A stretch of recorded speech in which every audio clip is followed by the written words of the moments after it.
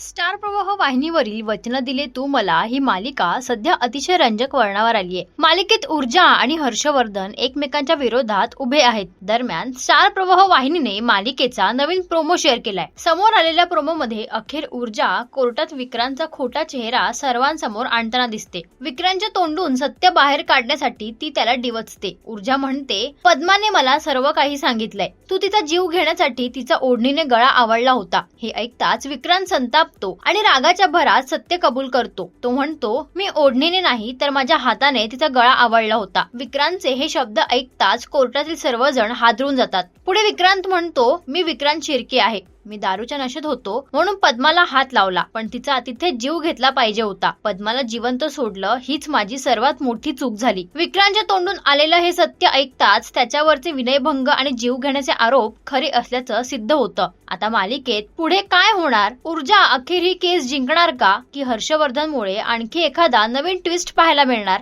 याबद्दल तुमचं काय मत आहे हे आम्हाला कमेंट करून नक्की सांगा।